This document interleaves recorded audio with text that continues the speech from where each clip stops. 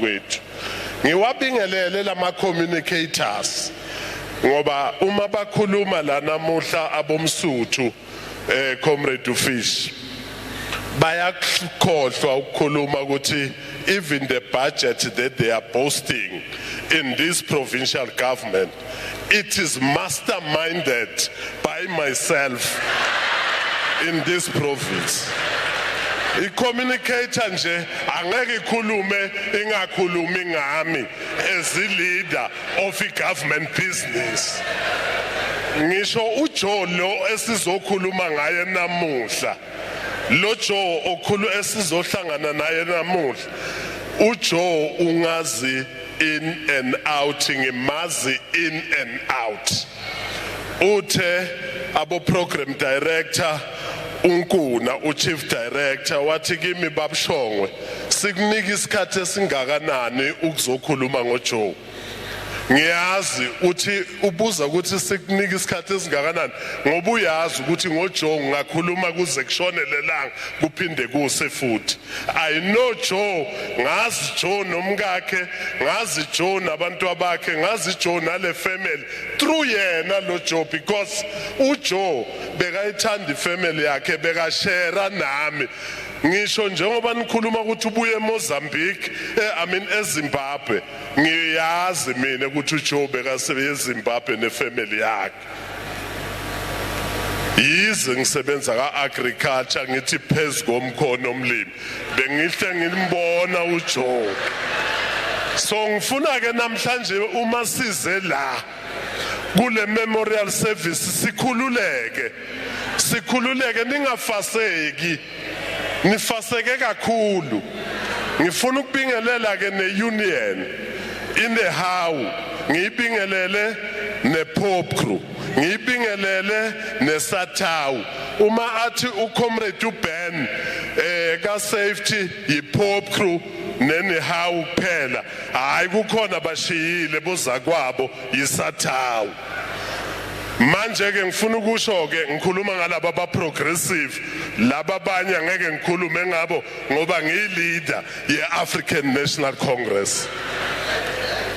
Mina, I will only speak about the family of the National Democratic Revolution, which is led by the African National Congress unapologetically, and Comrade Joe abe member ye-ANC. That I know and that I can attest. Ngikhuluma ngoComrade Joe on behalf of my ANC ngokukhulu kuyigcatsha. Futhi ke ka-safety Comrade Pat, le department yakho ngiyazi from A up to Z. Ngazi yonke into ngale department.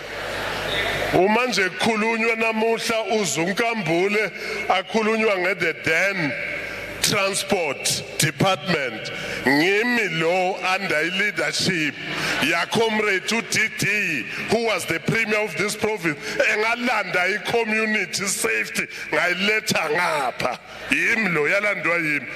Bonke ngabathatha ngangibhizi ke Comrade Pat, ngisayifaka ukuthi ngisafuna ukulanda nalala abanye abafanana nalaba bakho abafaka i-uniform efanayo. Well, lokho sekukuwe ke ngomane ukuthi usaba kangakanani, unesibindi kangakanani, lokho kukuwe ngoba lo omunye uza kwenu ophethe i-public works, roads and transport angeke avume lula.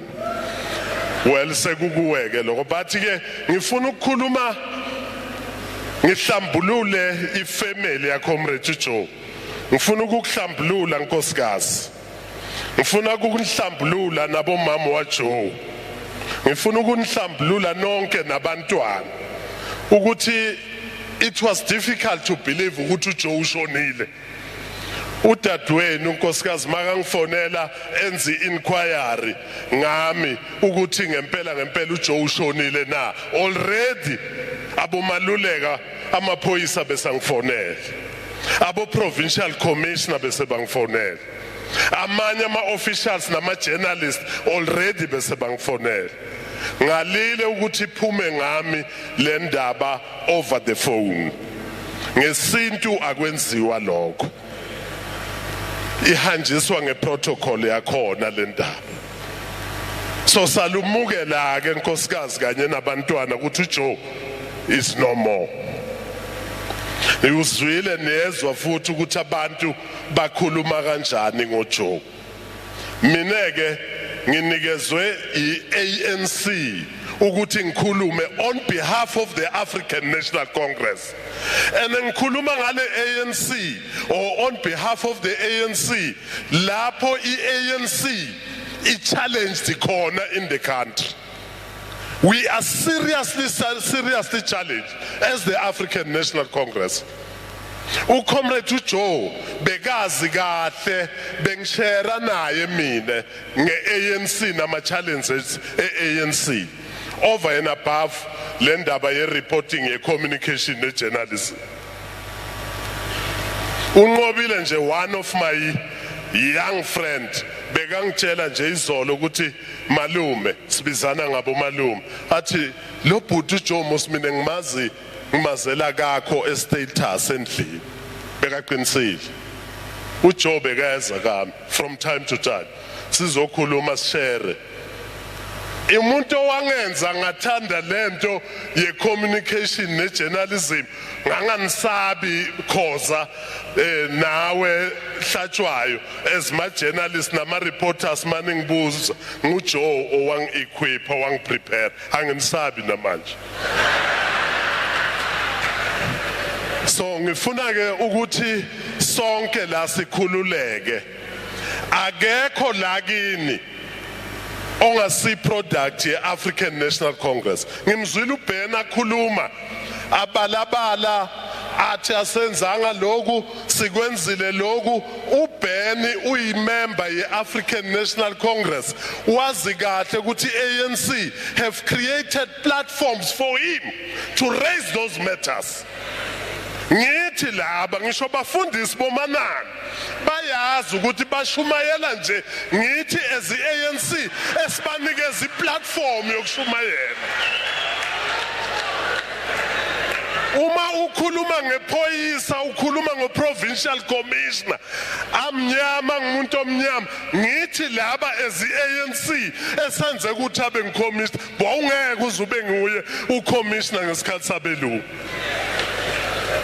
nani mabikers nikhuluma nje no president yithi as iANC esinenze sanifaka estayeleni nagcoka lento enigcokayo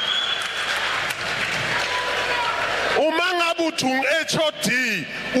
HOD ngathi iANC eyakhele environment for all of you to be what you are and to be where you are and to be able to speak what you are speaking today. We have created that platform for you. Thina mawukhuluma ngeinkonzo sikholwe ukundlula abobaba umanana because thina sivumela zonke inkonzo ungaba ngumKristu ungaba iHindu ungaba iMuslim ungaba ngumthandazi wendabuko ungaba inyanga sikuvumela iplatform ngithi lapha esa created that environment as the African National Congress unapologetically we are going for the elections ngikhuluma ngwabe memorial service ya Joe manje ngikhuluma with pride othi ngizocampaigna ku memorial service ya Joe akahamba uvusa Joe amtshele lokho ukuthi ngiyacampaign indeed ngiyacampaigna manje ngithi nonke si challenge as iANC kulonyaka ozayo ngizabe ngiphethe isibuko uma ungavotelanga iANC ngizabe ngikubuka esibukweni so in support nokuthi uJoe alale ngokuthula uyangizwa mngani waJoe sukuma mngani waJoe uyangizwa uJoe kanye nendlu yakhe yonke bayoyivotela iANC kanye nawe mngani wabo hayi wedwa nomndeni wakho oyophuma mabikers ayovota next year akavoti yedwa uhamba nomuntu ozabe ayovota umphethe ngesandla mangabe uyakusinda umfake kupaper bag lo Joe engikhuluma ngaye ngiyile mangithola legama ekhaya ngifuna ukuzishare nani ngimtshelile unkosikazi ngabatshela bomama wakhe ngayitshela umndeni abafowabo bonke uJoe bengimazi njengoba nimazi ukuthi udiscipline ngalendlela discipline ngayo uhambule ngalendlela enemdescribe ngayo niqinisile bafowethu nabodadewethu this was a very humble man kodwa mina ngeke ngaya naye eMozambique nge-official trip ngisaseka saved ngingu-MEC sahamba nge-formal program ma-officials entambama seMozambique bas-entertainer bayosifaka e-night club hayi uJoe uyajiva bakwethu hayi uyajiva yasaga le ndoda uma ungaba umazi uJoe umbuka ngendlela athule ngayo bese ufika umthola e-night club enza lento engimthola yenza lapha hayi ngahlala phansi ngabhala u4 ngabudivide ngo7 ngathi hayi Joe uyayishaya mfana. So I'm trying to say as a family inkosikazi bathi abafundile mama waJoe hlobo zaJoe nanonke noma kufiwe kuyahlekwa ukuhleka futhi kuyakuhila ngaphakathi uyaphumula la ngaphakathi khululekani mndeni mkhululeni uJoe khululeni bantu bakhe bafowabo bodadewabo bomama wakhe you name it friends and everyone mkhululeni he is no more accept that he is no more ungaquestioni ukuthi why uJoe because ma uquestiona ukuthi why uJoe kusho ukuthi uquestiona uNkulunkulu mine zifanise nami inkosikazi ngashonelwa ngumntanami ane 6.5 years ngangila ngisemsebenzini wabulawa imoto yamshayisa phambi komgate lakame ekhaya I could not drive ngathi ngizama ukuthatha imoto ngiyahamba yeme emgwaqweni ngahluleka ngabiza ama bodyguard azokuthatha ngangingazi ukuthi one day ngiyokhona ukudlula ethuneni lomntanami ngiyolibheka without any tears but today sengiyaya ngithi lala sethu lala mntanami ngokuthula so nani namhlanje on behalf of the ANC ubaba Manana nabafundisi bomthembu bazi kahle ukuthi ngiyabatshela ukuthi bafundisi kodwa mina ngumfundisi weANC ngingumfundisi nami ngiyobafaka abantu ezulwini especially laba bayovota bavotele iBlack green and gold ngizongithola ngihleli ngakusandleni sokunene sikaNkulunkulu ngisho ukuthi uvotile noma ungavoti uvotele bani usho ukuthi uvote na ungakavoteli lo angakithi ngithi hamba kulaba bo usebenzele nabo emhlabeni mina ngizabe ngibhizi leso sikhathi ngidrive le process yasezulwini ezumfundisi weAfrican National Congress ngisho bobaba Manana bazabe ba-accounta la kimi ngoba akakwazi kuba ngumfundisi under i-environment ecreate yithi ezi-ANC nabo Mandela nabo Walter Sisulu nabo Mama Albertina Sisulu nabo OR Tambo nabo Khrizani nazo zonke le inkokheli ezisebenze ukuthi sithole le freedom uzube nebandla bese uyovota wedwa nomama wakakho ushiya ibandla lingayovotela iANC you will be out of order mfundisi. So in a nutshell I was here on behalf of the ANC to say sinani mdeni siyanithanda as the ANC we are a caring organization we will always check you ukuthi ni right eneke lo baba ong MEC wala kule department uJobe kasebenza khona uyiPEC member ye-ANC is a very caring someone ufundiswe ngithi ngengaya naye Baba John siyo campaigner khona kwakunabantu abagwazene lapha sayishiya le matcha kuye wasendlishela yona kamnandi ngimtshelile naye ngathi sokhulile phethe okhulile mfana into ihambisa kahle i-memorial service uyi-organizile kanye nani as family. It's beautiful, it's beautiful. The memorial service is beautiful, it's one of the best. Ngiyajabula noma kuthiwa jatshulelwa kufa kodwa ngiyajabula ukuthi uJoe urecognizewe ngendlela yakhona. Nawo onke ama-security agencies sithi ncesi akwehlanga lungehlanga nakini mndeni kodwa ithi iBhayibheli ningakhali nize nidabuke ngiyayazi phela ngiphethe NDR ngiphethe neBhayibheli ngiyakwazi ukuyicombine the two. Thina as ANC sifuna la Mpumalanga enene nonke nla uManphuma, you must be part of this decision yethu. Sifuna more than 85% yamavoti as Mpumalanga next year. More than 85%. And lokho ngikusho ngoba ngifuna ukunibalisela ukuthi nihleli la nikhumbule ukuthi nibuyaphi neANC. Ningakhohlwa. Kwakuneminyango la ibhalwe blankets and ni blankets. Nina nangena la ukuthi ni blankets khona. So ningakhohlwa nani ma traffic officers nibahle nje nibahle ngeANC. Wongalibona phi traffic futhi nina ke general yena uniform ngesikhathi seapartheid yayifana nale yama traffic officer ikhaki le yayigqokwa belungu. Manje sowugqoka njengabelungu. Indaba yethu leyo ukhuluma isingisi indaba yethu leyo. Ngithi sikunikeze lokho. Mama ngizubhlungu uJoe uyashona bekane sithembiso asenzile sengizashiya nani ma communicators especially yourself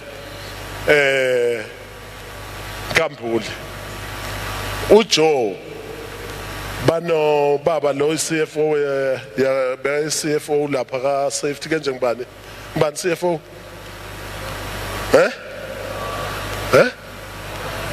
ungoma yabana ungoma boyithu bebathe ngomsebenzi abawubona ngiwenzile nama speeches engiwenzile in number of places uJoe wathi yena uyobhala incwadi ngiyayifuna le ncwadi inkambule ngifuna le ncwadi incwadi ayibhaleke ngami and incwadi mayibhaleke ngami ibhaleke ngeANC because akunashongwe ngaphandle kweANC. Mina ke isandla sami siqinile kakhulu ku leadership. Bengitshela nang comrade Fish ngithi is uFish banabo comrade uDidi ba contribute kakhulu in my leadership style. uFish ucontributeile kakhulu. uFish ucontributeile ngichairperson weANC in the province in the manner I lead. Ngiyambala naye mangabe ngirong ulapho naye. Same applies na Didi. Uma ngabe ngile leadership style enginayo wrong nginoyithuwe ni contribute nina Didi. Ngalawo mazwi ngiyabonga kakhulu baba uNkuna. Ngiyazi uyasaba kungimisa. Ngoba ngizaka adjust phela. Thank you very much. Thank you. Thank you very much.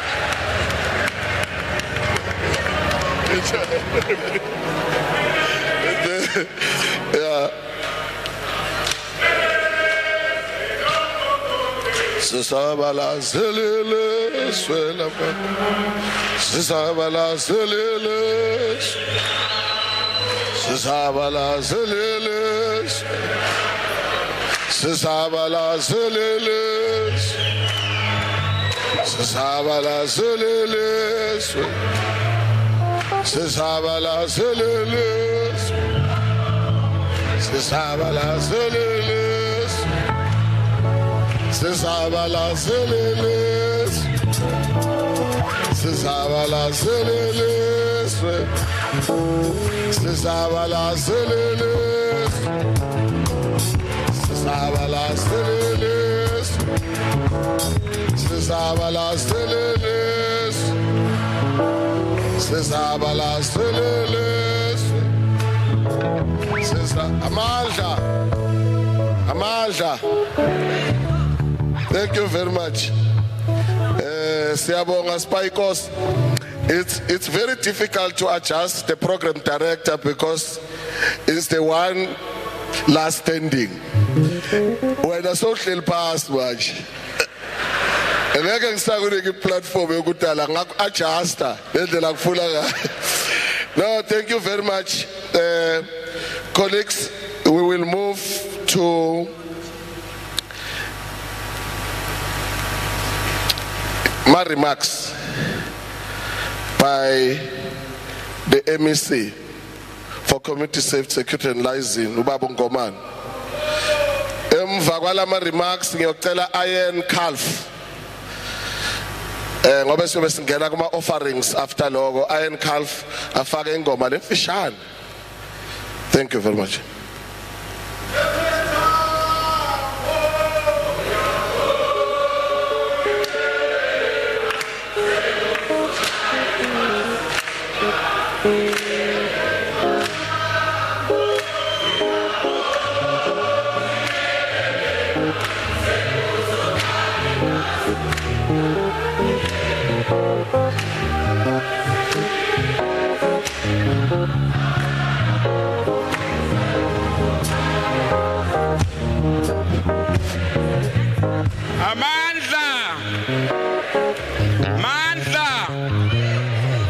Amandla. Viva ANC, viva. Viva COSATU, viva. Viva SABC, viva. Viva Sanko, viva. Amandla. Amandla. Long live the spirit of Joseph Mabuza, long live. Long live the spirit of Joseph Mabuza, long live. Thank you for the opportunity. Ngicela kuboleka amagama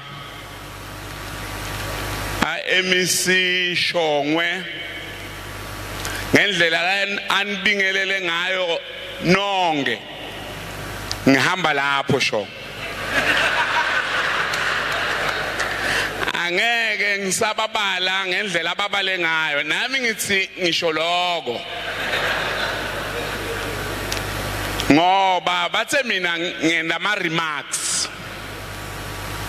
ma speeches, that is why angaphathi lutho mina ngizothi khulumela ngaloku lengikwatiko ngaJoe angaphathi lutho angina phepha ngifana na Shongwe bakakhuluma loku la enhloko ngicela kubingelela 2 yebantu nje kuphela bese ngibingelela umndini mine lengikwatiko ngaJoe ngikuthole kuShongwe namahlalela Joe uye ku provincial government because of Mahlalela Comrade Fish Mahlalela wa recruitwa ngibaba Mahlalela ene ngineliqiniso ukuthi wam recruiter ngenxa yema question la beka kulethela wona thank you Comrade Fish, thank you Comrade Vus. Emva kwaloko namshiye etandleni ntamo. Unfortunately ufele kude. Ngiva buhlungu kakhulu mangikhuluma ngaJoe. ngibingelele mndeni wa Joe make lotala Joe ngibingelele nkosikazi wakhe ngibingelele bakadludlu ngibingelele bakasibuyala ngibingelele nonke mineke ligama lami ngimphethe ngwaka ngomani bengisebenza na Joe very close uma ngijoina le department my first meeting ne staff ngabahlanganisa ngabatshela ukuthi angeke ngitholakale ngikhuluma nemedia. The only person who is going to communicate with the media is Joe. Emva kwaleyo meeting ngikhulume ne staff Joe na John Kuna, they called me. Ngoba ka ANC basifundzise ukuthi we don't communicate if you are not responsible to do that. Mina I thought ukuthi mina mangifika government I must do the same. Laba bemaphepha ndzaba bebangathi ngisase ngisecretary bengap angaze athi ngijournalist bengithi there is a spokesperson. Kodwa mangifika ku government bangibita lamadoda bathi phela utawukhuluma nemedia. Ngathi njani bathi kunezinto leti singeke thina sikhulume nemedia ukhona wena. And it was a project. Nyalo bese ngikhuluma kancane nabo labe media because of uJoe no John. Bengibasabisa wenyoka labantu be media la. Kodwa nyalo ngiyakhuluma nabo. And when they ask questions which I think they are not relevant, I know what to say because of Ujo. So Joe made me to understand how to behave in government, how to communicate issues of government. Ngia Chabula would say at some stage I met a person of his caliber. The day Joe as Shia emhlabeni beka nami ekseni after general lokakushoko ukuthi sisebenze soyi2 on Saturday kwaba hectic eborder njengoba sichaza ukuthi tingoti lesinato la more than 80% tendeka ku N4 on their way to Mozambique. Lendo beyendeka lapha eborder on Saturday bekukubi kakhulu. General nami sathatha decision ukuthi sifaka amaphoyisa lamaningi nema traffic officers but kumele sifake ma bike from SABC ukuthi akhone ku assist lapha. On Sunday everything was fine, but mina ngavuka ekseni ngathi ngibuyela khona na noma bangitshela bomdishane and other SABC members, but it's fine. But no, let me go there, I want to see. I called Joe in the morning. Joe, saying a border me. Joe, I'm tired, but I can't go today. ngithi mina Joe uma ukhathele mina kethu phumula mina I'll just go and see and come. I'm also tired. Uma ngisendleleni ngidlula eHector Spruit usend a message from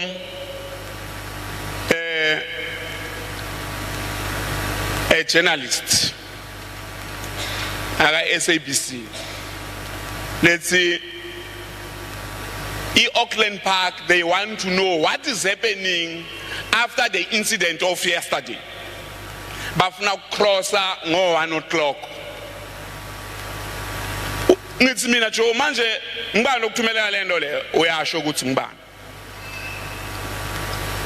Ngithi mina kodwa mina ngeke ngibe khona lapha mina I'm just passing there ngiyahamba.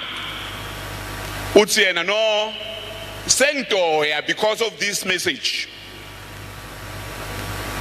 Uma ngisaselapha egedini uthi kunebantu baka ENCA khuluma nabo bakhona lapho but mawuqedza ukukhuluma lapho ndoba ngikulinzile la ekilometer 7 ngakhuluma nabo mangiqedza ngithatha imoto ngiya lapha oh bangithatha ngemoto hayi ukuthi ngithatha imoto bangisa lapha uma ngifika lapha ngimthola uhamba ngescooter and angaze ngimbone ahamba ngescooter. It's unfortunate to me ngoba ngicommentile ngale scooter mangisibona ngathi Joe ungenwe yini namhla uhamba ngescooter wathi lento lengiyibona intolo ngivaleleke la 3 hours bese kufanele ngihambe kodwa bengingakhona kube bengihamba ngescooter ngabe ngikhonile kundlula ngathi kodwa kumele ube careful ngalento le iyabulalana wathi MEC angeke ize kubulale lento le uma ucareful ungagijimi ube cautious ukuthi bantu la emgwaqeni sina basifuni vele thina lesihamba ngetikuta ngathi mina ungangithengela lena 3 yemavili ngayizama so asathi qoqe after some minutes saqedza i-assignment yethu lapha wangena escooteni nami ngangena emotweni bang driver naye wathi driver yabo 20 minutes down the line ngiyamfonela there was something le ngifuna communicator naye angisamthole phone 10 minutes after that ngiyamfonela futhi ibanjwa ngumlungu hawu lo mlungu ngithi wena ngwebani ke lo bamba ifone ya Joe uthi Joe ku accident hawu uku accident kuphi uyasho ngajika immediately ngayofika kusini ngathola ukuthi Joe is normal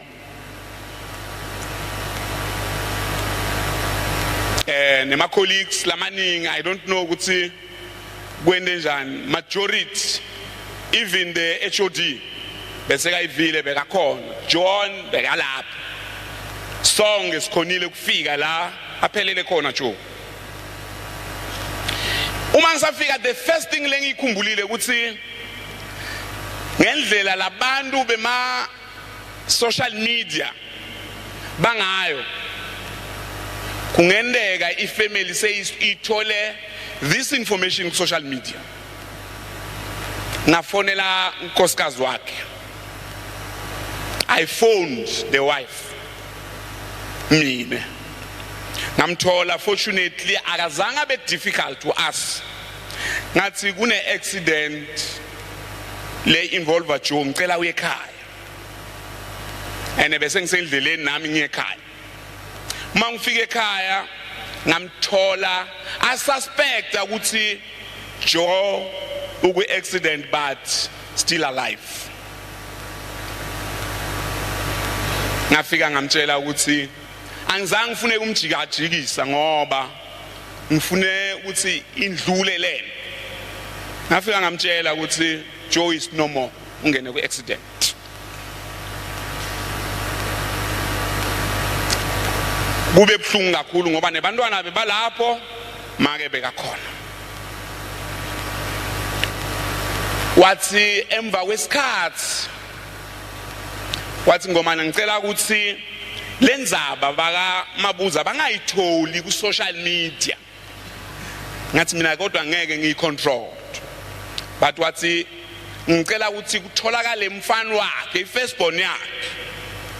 Kutholakale makwakhe. Ngikhani into okhuluma ngayo lena. Ninotisile ukuthi kuthathe isikhathi labanye abantu bayisikita lapha ku media what but sikhiphe emva kokuthi ifamily yonke iphelele. Siyabonga boMabuza ngendlela niende ngayo. After bafikile umfana wakhe usebenza eWaterfall Boven, gogo beka seCastile ngokushesha bonke sakhona uorganizer bafika. After bafikile basiniketa igo ahead ukuthi sesingayicommunicate. Sayicommunicate sabambisana kahle nemndeni. Neliqiniso ukuthi inkosi tasita sibambisane size sofika ekugcineni. Joe was a brother to me. Joe was very close to my heart. Joe taught me a lot of things. Joe uma ngijoyina le department ngendlela akhone kumfundisa into letiningi mncane kakhulu Joe kimi. Joe akamlami lo lama mina akamlami lo lama lo. But we were sharing like of the same age. Ngize ngathatha i-decision this year nefamily yami ukuthi emva kokuthi identify into letiningi letithi ngakhona ukuphilisa abantu. Wathi MEC ngicela ukuthi ngendlela uthanza abantu ngayo asizame ukuvula foundation yebantwana la soba yisesikoleni. There's a foundation lebengirana na Joe.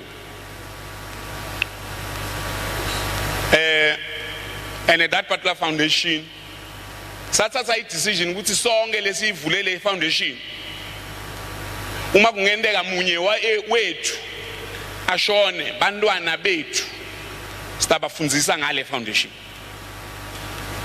And kunemntwana munye wa Joe lo se university we took over as a foundation sitamfundzisa.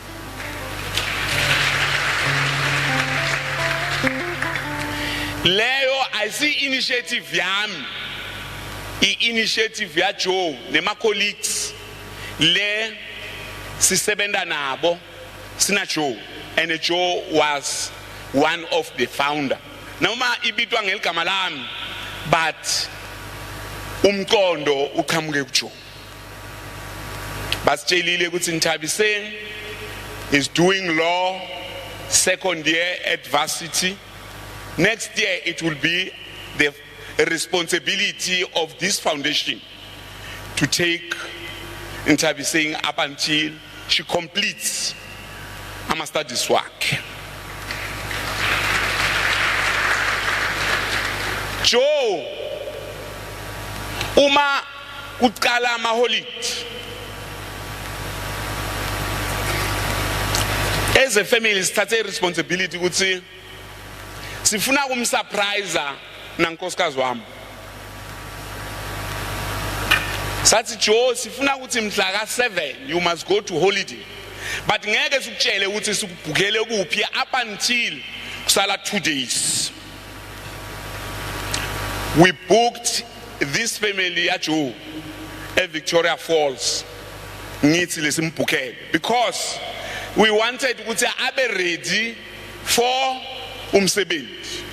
Sababhukela sine family sa breaker the news sekusele 2 days nge-aim yokuthi sifuna ukuthi abuye nale energy uma sibuya sitosebenza abe ne-energy. Uma abuya ngethi 14 instead ukuthi aye ekhaya akakaza abuyele ekhaya, uma alenda uvele wasijoyina emsebenzini.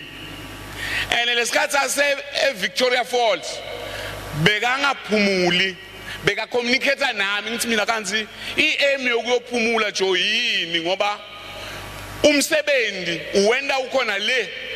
No, ungakwendi lokho. But Joe was very dedicated to his work. Mina, I learned a lot of things. And then mina bengakwazi ukuthi I investigate what? Yeah, journalists. That is why la wonke lama journalists ayikho i-journalist lebekangayati. Uma seyiqala kubanga umsindo le journalist udayiva after some few days ayisawubanga umsindo ngoba bekanayo indlela yokukhuluma nawo, uyabo. So ngineliqiniso ukuthi hayi ukuthi bekaba captureisha but bekabaniketa both sides of the story. Ngoba labanye bathi hayi sesiyaqhubeka nestory nganzi abakatholi the other side of the story. Joe bekabaniketa both sides of the story before they go on the advert or what. So mina ngilahlekelwe kakhulu na noma ngathi ukuthi lo muntu lo ngilahlekele inzando kaNkulunkulu, and akekho namunye emhlabeni lo wathi ukuthi utawufela kuphi. Uma ngabe siyathi ukuthi sitawufela kuphi besitobaleka size sofela etinzabeni, kodwa uNkulunkulu uyifihlile lenzaba yokuthi umuntu njengoba atalwa utawuphelela kuphi, kodwa into lesiyatiko ukuthi sitawuphela one day. Mine ngibenefitile kakhulu kuJoe. That is why I'll try my level best ukuthi the legacy le ayishiya kuJoe le anginikete yona mina angiyekeli, ngihamba nayo ngize ngibenefitise nalabanye bantu. Ngibonga wena Mahlalele ngoba why discover.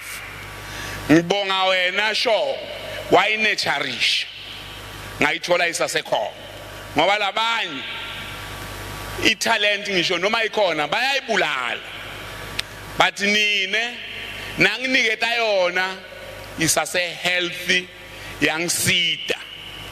Dining tindo nyalo angisawasabi ma journalist ngiJoe, nyalo ngine foundation ngiJoe, and that particular foundation lo mnyaka lotako itawufundzisa 6 yebantu.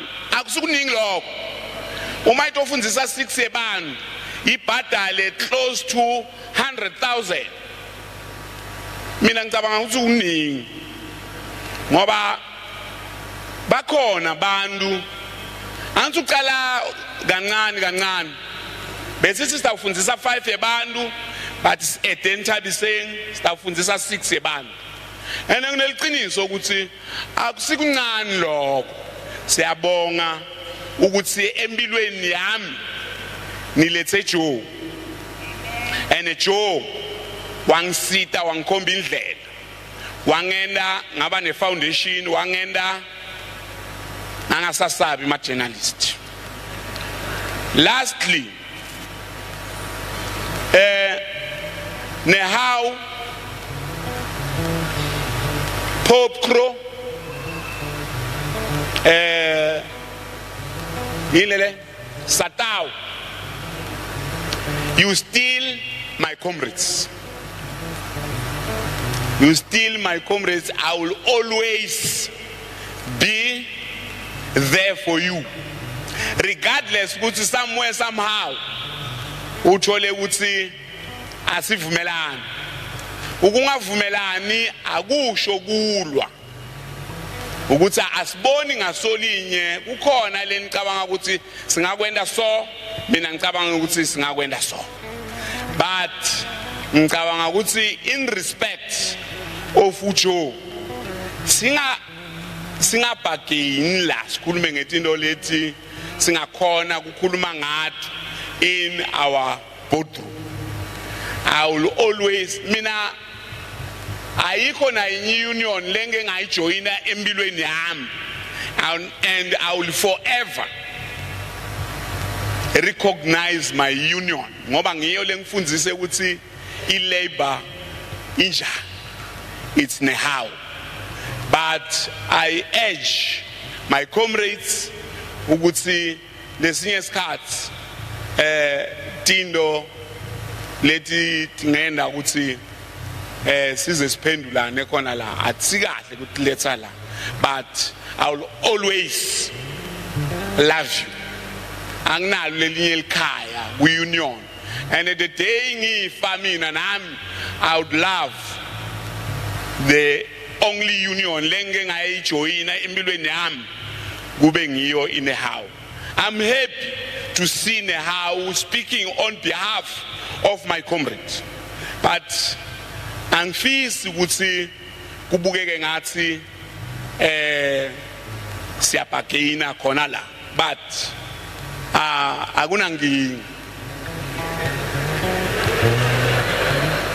akunankinga lelicala lelisnani ngoba kungendeka nani nalenu licala.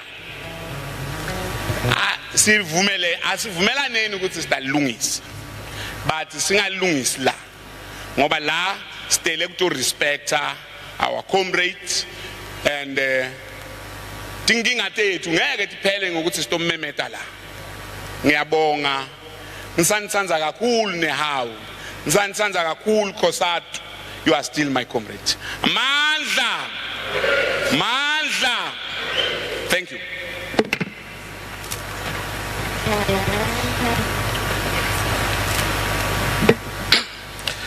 Thank you very much, Mr. Siyabonga.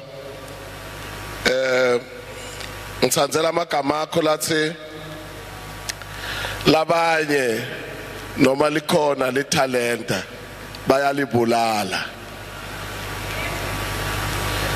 Labanye is a quote of the day.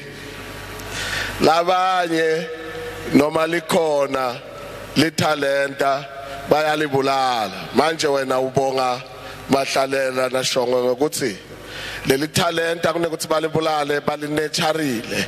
Mawungabuka ilevel ya Joe labe seka operator kuyo ku department, I crisis lenkulu nje kuhamba kwa Joe kukuye nje babengomane na ku department ye safety and security ukuthi start gcoka kanjani leticathula ta Joe. They are too big for all of us, too big. Nami nje ngangibe sikhulumi ngakhola lengikhulumile nga Joe nethi kuthi ngibekwe la kunemoto leyineMalambo lakhanya, iBMW le blue, iBG 05DH Golf Papa.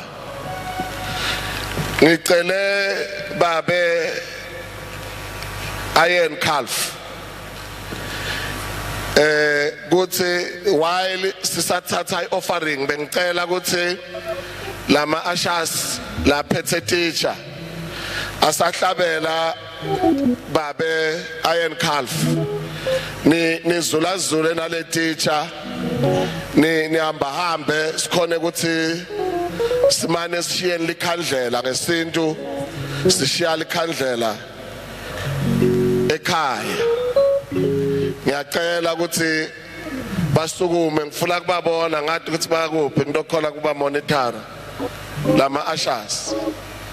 Ngiyabonga cala nihamba hambe while basahlabela babe Iron Calf. Agasoze angithele owangifela eCalvary. Agasoze angithele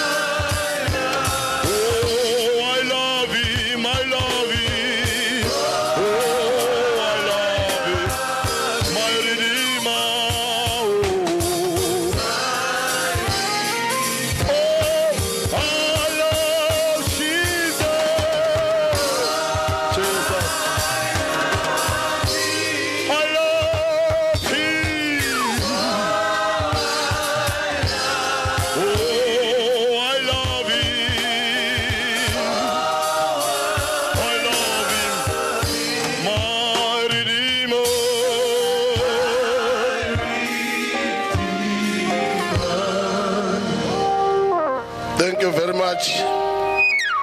Labanye noma likhona litalente bayalibulala. Stawucela tawusukunyiswa umfundisi Apostle Nikros Manana ngicela ngendele 2 yetindo. Lelenye ngilaketele kona la stage kokuqala angibongele kule offering le etulu kuNkulunkulu kuthi laba abafakile isandla babusiseke. Utawusukumiswa ngipastor Matsane.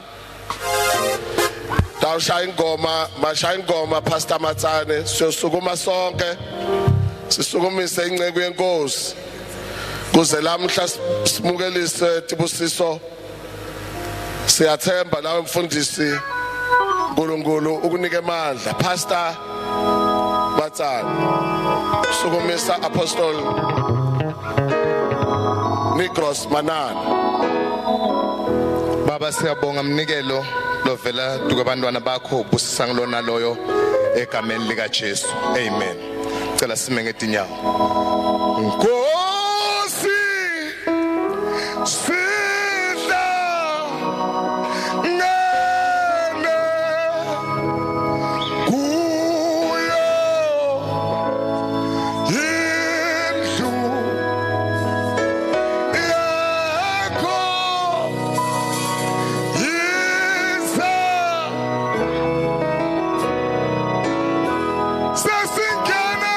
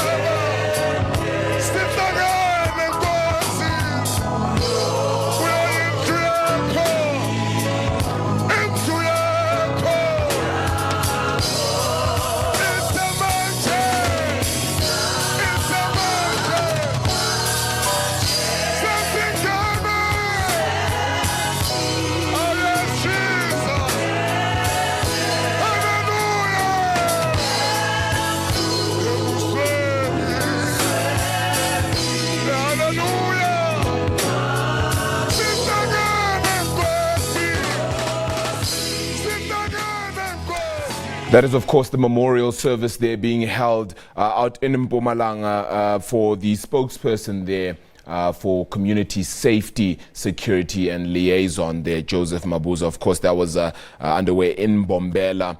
Pat Ngomane, the MEC for safety, security and liaison, was speaking there, of course, and also Vusi Shongwe, who's the MEC for agriculture, rural development, land and environmental affairs. That is just the memorial service, of course, taking it live there. We are going to cross over, however, now to another happening that is happening right now. The Correctional Services Department carrying out a surprise raid then at the Leeuwkop Correctional Prison out in Johannesburg. This is, of course, part of what they're calling Operation Vala. That mission is to uncover what is banned instruments and substances. This comes after a similar unannounced search which was recently conducted actually at Cape Town's Goodwood Correctional as well as Johannesburg South's Sun City Prison. Let's get to that now where the Deputy Minister is giving an update. In our correctional centers, all of the things that are not supposed to be in here, things that can be very harmful to offenders, and things which are not supposed to be in here because they undermine the security that the department wants to ensure at any given time at these correctional centers. Operation Vala has been on now for just over 3 weeks, and we've been getting updates, statistics-wise, of the different things that have been happening in our correctional centers. And I was saying to management this morning that it is very revealing of the actual goings on in our correctional centers that we are aware of usually, because of the intensity of the reporting, There are incidences which I believe in the normal course of business would not have been brought to our attention, and it helped us have a good picture of what the state of affairs is. I am happy with the commitment of employees and management of the department under the circumstances to be doing what they are doing. We are a department that is executing its responsibilities with very dangerously low levels of human power, of person power, and with what we are able to do, it can only be something to be commended. Of course, the other point is that into the new year, some of these revelations that we got exposed to through this operation, management must seriously plan to make up for the shortcomings that are glaringly evident. For an example, the amount of communication, free communication of the communities inside our correctional centers and the outside world cannot lend itself to secure correctional centers. We've got to find a way of dealing with this matter and dealing with it decisively. The issue about contraband that comes into our correctional centers, we're going to make sure that management discusses very objectively the challenges of our work teams in all of these places, because we can always find good reason to blame and to criticize those who go wrong and do mistakes. But leadership, it's about obviating such problems. We've got to deal with the issues of our workforce in a way that minimizes them, minimizes opportunities of them to want to do other things that we don't want them to do. So these are some of the things that Operation Vala has exposed to us. Question and answer. Okay, Minister Marikit Lamhlari from the SABC. Can you just describe for us what have you found so far at this prison?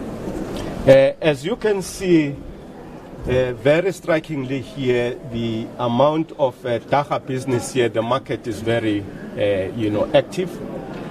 But not only that, from this table again, you can see that the presence, smuggling of cell phones inside this correctional center, it's also very rife. And these are the things that, of course, you find in other places as well. But how did they find their way into these prisons, Minister? Well, it's common cause that they are brought in by, members of the public who are given the privilege to visit their relatives who are here. But some of them, of course, they are brought in, as I have said, by our own employees because it is business for them. They are able to get money by providing some of these things that the inmates need. Deputy Minister, you mentioned that some of the information which has come from these regular raids has brought to light some new information which you wouldn't regularly get. Is there anything that you've discovered about the manner in which the Dacha business especially is operating based on Operation Vala? Not quite, because for us to understand how that business is actually being managed and run, it's crime intelligence work. You need some quiet investigations, and this is a capacity we do not have at this particular time as leadership. It's information that we will get once projects have been registered to do that kind of intense investigation to understand what exactly is the organization behind that kind of market. The issue that I have taken note of as something we may not have necessarily been aware of, it's the rate of attempted suicides in our correctional centers. I took note of that, and I think together with management and the leadership, we are going to have to look at the capacity of social workers that the department is functioning with, meaning access to social workers by inmates over and above these social workers assisting in elaborating sentence plans for them, the things they believe we must do with them to help them correct their behaviors, but just on an ongoing basis.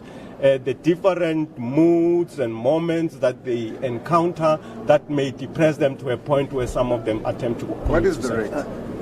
rate? I cannot give. I mean, is it low or high?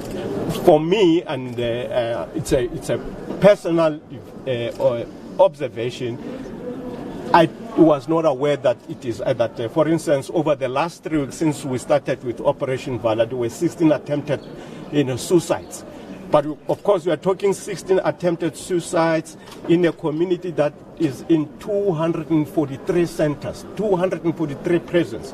So 16 attempted suicides in 3 weeks. There are so many other centers that there were no attempted suicide, as you can see from the figures.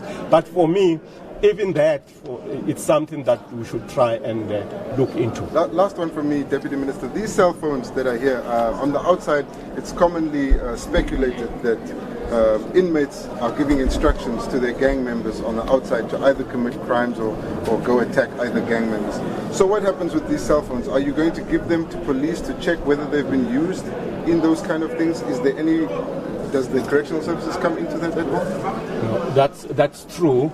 These cell phones are used in all manner of plans and schemes. One of them is that there is a lot of crime committed outside there, which is orchestrated from inside here. These cell phones, among the things that the officers are going to be doing, they know there's collaboration, memorandum of understanding, the way we work with the Department of Safety and Security. They will, from their investigators, go into what information is available in these cell phones. Deputy Minister, now you've talked about doing these raids and the importance that you do them for. Just repeat the point. Doing these raids, how important that it is. But what are you doing to plug out the holes? Because we're seeing here that there is literally a system where they come through. And also the prisoners who are found with these things are already in prison. So what could happen to them? Is it the focus be on the people helping them, particularly if it's in also correctional services staff? Well, there are many things that we do. We have made a call to the general public to say, please do become partners to the Department of Correctional Services. Help us give these people a new outlook to life. Help us get them on the way of rehabilitating themselves and doing things differently.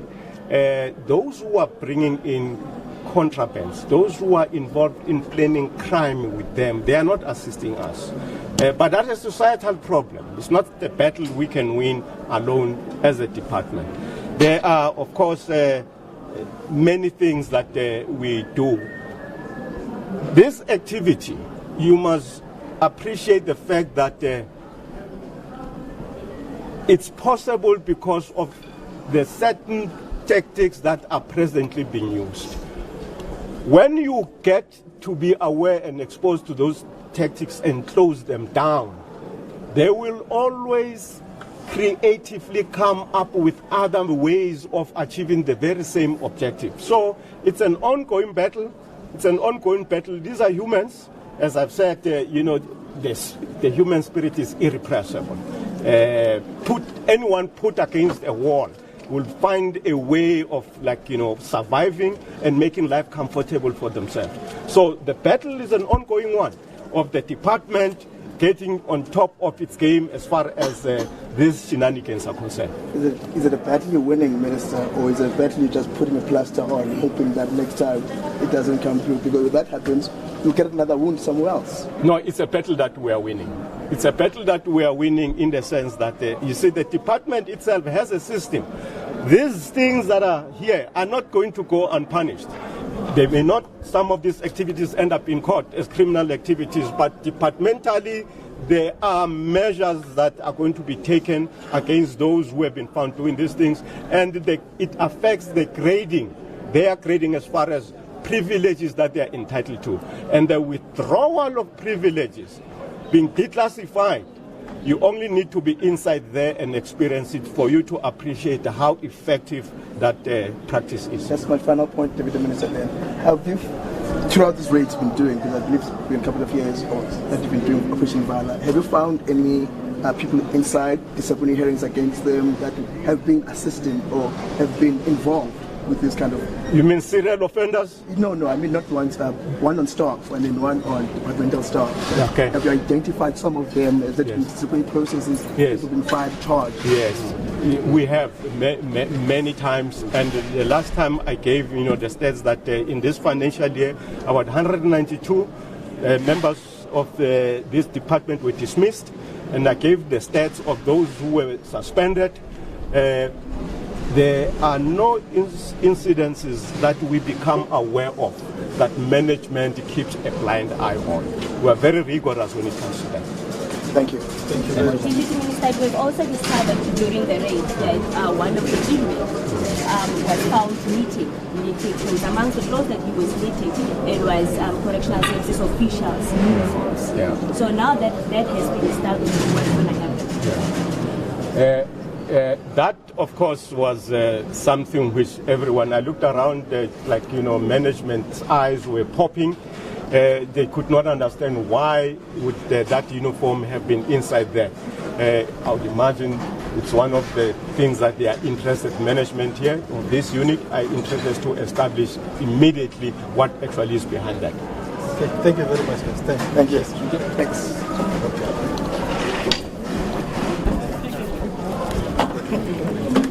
That is, of course, the Deputy Minister of Correctional Services there, Mr. Thabang Makwetla, of course, detailing just that raid that happened out at the Leeuwkop Correctional Prison out in Fourways there in Johannesburg, just around west of Johannesburg, really talking about how he found a bit of marijuana in the cells, as well as cell phones that have been smuggled in. One of the things that worried him was the number of attempted suicides in the correctional facilities, and suggested that even getting social workers may indeed be a plan to try and help some of the prisoners there as well. Look, this is of course On Point. Welcome to it. We will be back with some more news headlines just after this short break. Do stay tuned.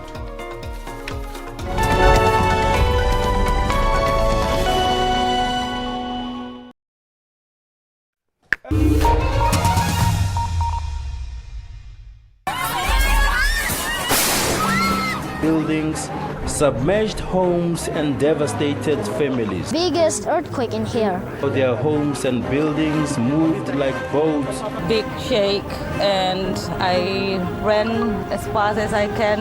These are the satellite images depicting the area before the disaster. The ground is like a wave. I've never seen anything like this in my life. It is unbelievable. You can actually smell the stench of dead bodies around. The National Hurricane Center said earlier on Tuesday that Michael was a Category 1 storm with sustained winds of up to 150 kilometers per hour. Residents were implored to get out of harm's way ahead of life-threatening waves, winds and rains. Flash flooding over the weekend caused 13 deaths in Central America after Michael formed off the coast of northern Honduras.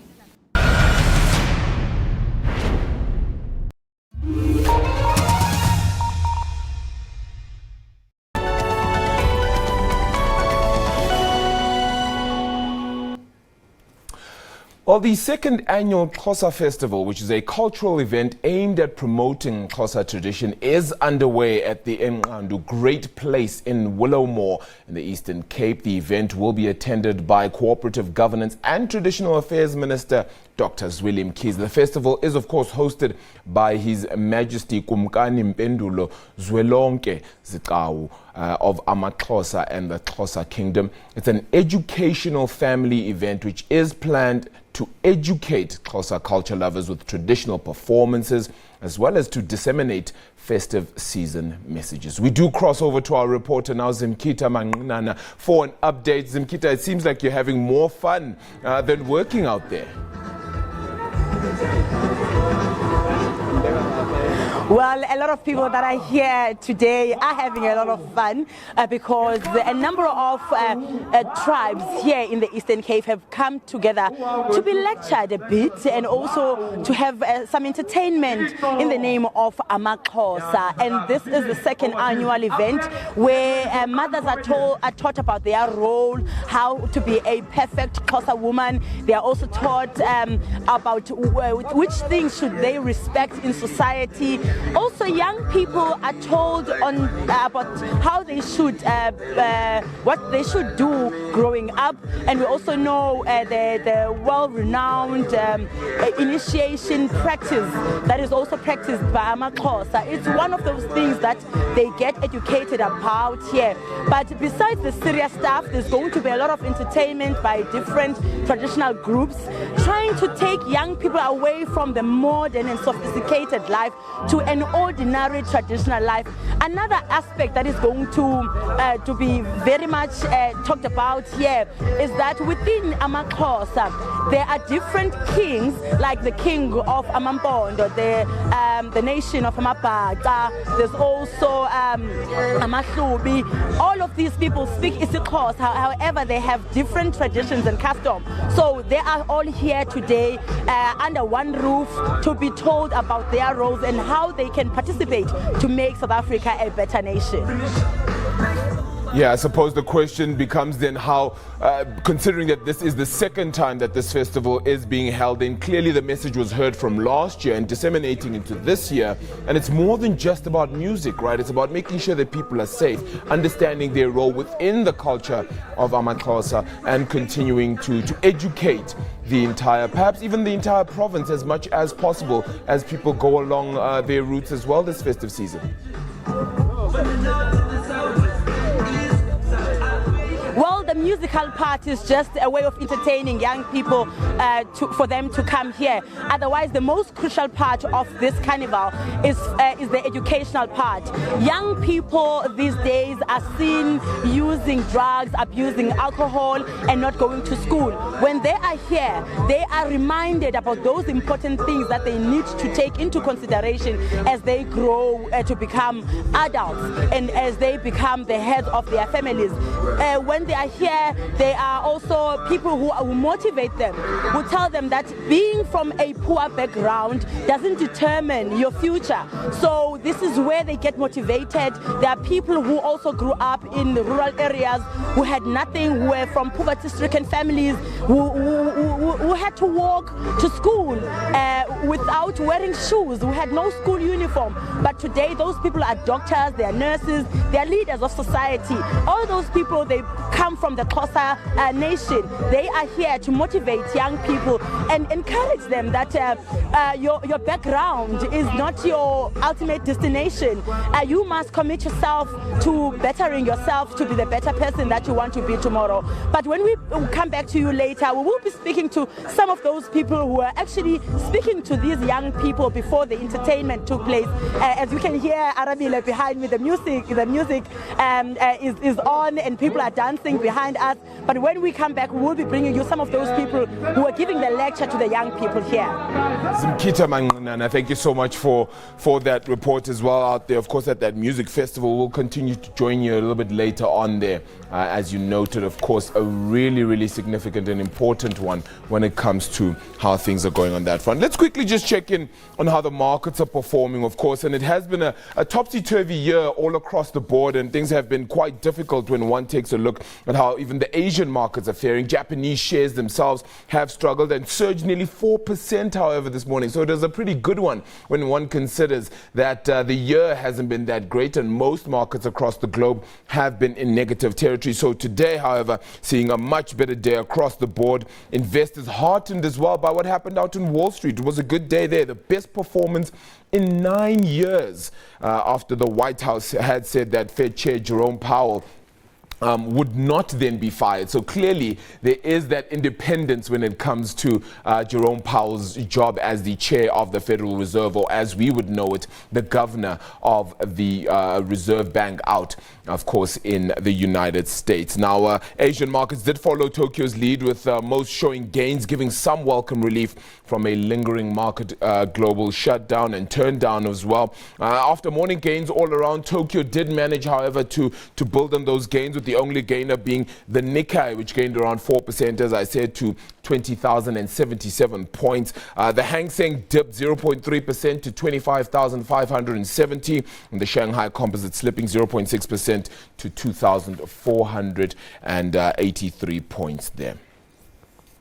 Let's continue to check in on the United States now and headed over to Wall Street, where the Dow Jones Industrial did manage to surge somewhat as well today. And that was the benefit of what happened out in the Asian markets, right? And we saw at least 1,000 points being gained out there in the United States in what was a single session of gains. Now, that was the first time on Wednesday. It's the first time this had happened in at least 9 years. This was a broad stock rebound that also saw the S&P 500 post its biggest one-day percentage gain in more than 9 years after the benchmark index was indeed on the brink of a bear market. The industrial was catapulted 5% to 22,878, while the S&P 500 gained a similar margin to hit 2,467.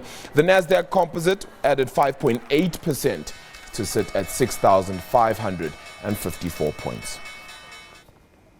Well, as I said a little bit earlier, it has been a topsy-turvy year across the market. Most indices, including the FTSE 100, having lost around 15% for the year. The local index has gone down 14%. It has been better of late, and today we'll continue to unpack that market look as well. Let's check in on that right now, and we'll discuss it in just a bit.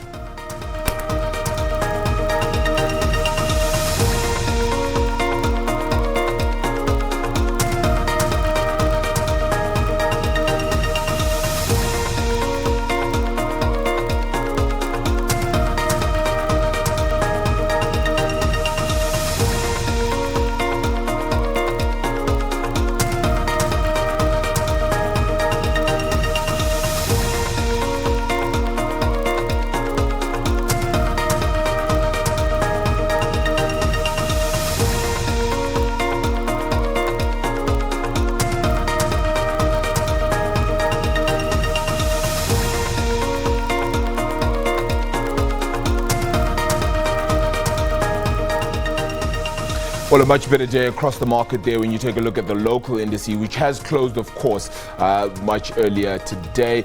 And we will continue to unpack exactly how the markets look. A whole lot of news as well at the top of the hour. This continues to be on point, of course, and we'll wrap things up for you in just a bit. The score at the cricket as well, 51-1. South Africa is Pakistan is batting. So we'll continue to take a look at your sports news as well throughout the day. Thank you. That's a wrap from the News at 1 team. Back with more news, however, at the top of the hour.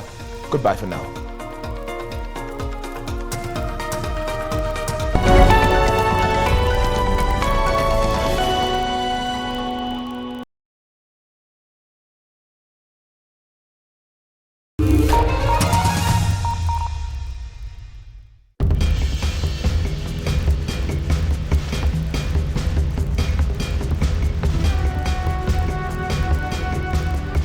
A meteorite hit the Earth 2 million years ago, creating an enormous impact of crater, about 10 kilometers in diameter, near Vredefort in the Free State, 100 kilometers southwest of Johannesburg, now known as the Vredefort Dome, a South African World Heritage Site. The meteorite is said to have been larger